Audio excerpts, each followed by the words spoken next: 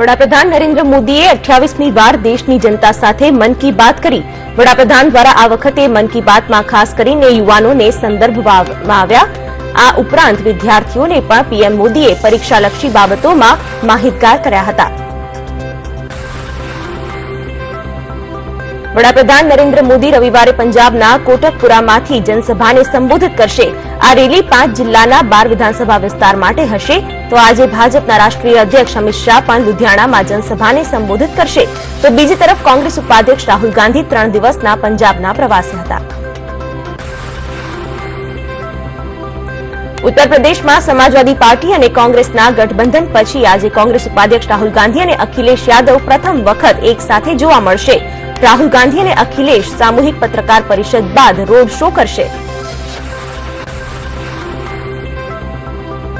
હરિયાણામાં આજથી શરૂ થતા જાટ અનામત આંદોલન દરમિયાન કાયદા વ્યવસ્થા બનાવવા માટે હરિયાણા સરકારે કેન્દ્ર સરકાર પાસેથી પેરામિલિટરી ફોર્સની 20 વધુ કંપનીઓ માંગી છે।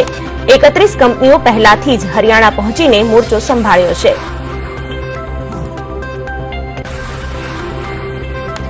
બહુચર્ચિત શીના બોરા મર્ડર કેસમાં હત્યાના આરોપી પીટર મુખર્જીના પુત્ર રાહુલ મુખર્જીએ શનિવારે પોતાના પિતાને બચાવ કરતા હત્યાનો આરોપ પોતાની સાવકી માતા ઇન્દ્રાણી મુખર્જી પર નાખ્યો છે।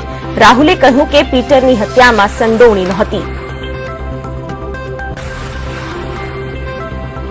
જમ્મુ કાશ્મીરના ઘાટી વિસ્તારમાં ભારે બરફવર્ષા જોવા મળી રહી છે।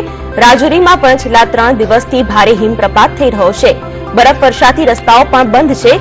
આ પરિસ્થિતિની વચ્ચે પણ પ્રવાસીઓ બરફવર્ષાની મજા માણવા ઉમટી રહ્યા છે।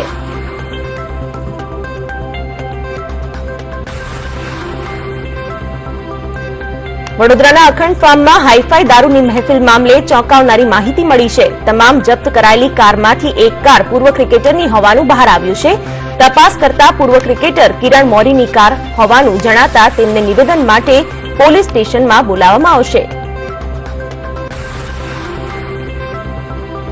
સાધ્વી જયશ્રિકા ગિરી એટલે કે સાધ્વી વિરુદ્ધ વધુ એક છેતરપિંડીની ફરિયાદ નોંધાઈ છે। ચોટીલાના મહંત નવલગીરી ગોસાઈએ ₹1.25 કરોડની છેતરપિંડીની ફરિયાદ નોંધાવી છે। વર્ષ 2012માં જમીન ક્લિયર કરાવવા મહંતે ₹1.25 કરોડ આપ્યા હતા।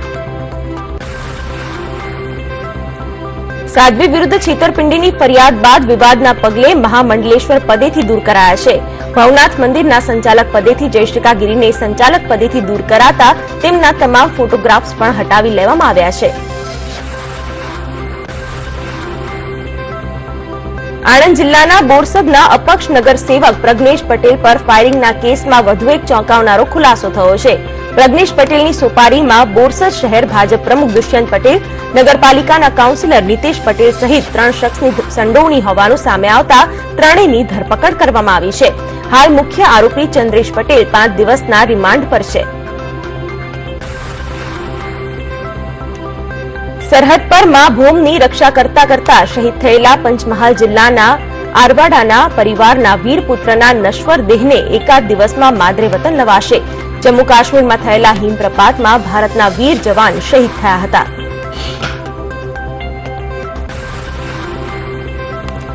આજથી રાજ્યના મુખ્યમંત્રી વિજય રૂપાણી પોલિયો અભિયાનની શરૂઆત કરાવી હતી। મુખ્યમંત્રી દ્વારા ગાંધીનગરથી આ પોલિયો રસી અભિયાનનો પ્રારંભ કરાવાયો હતો। આ પોલિયો અભિયાનમાં 84 લાખથી પણ વધારે બાળકોને આવરી લેવામાં આવશે, જેની માટે રાજ્યભરમાં 37,503 જેટલા બૂથ રસી પીવડાવવા માટે બનાવવામાં આવ્યા છે।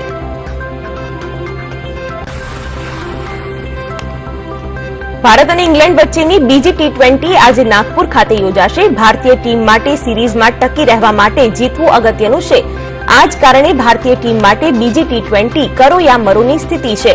3 ટી20ની શ્રેણીમાં ભારતીય ટીમ 0-1 થી પાછળ છે।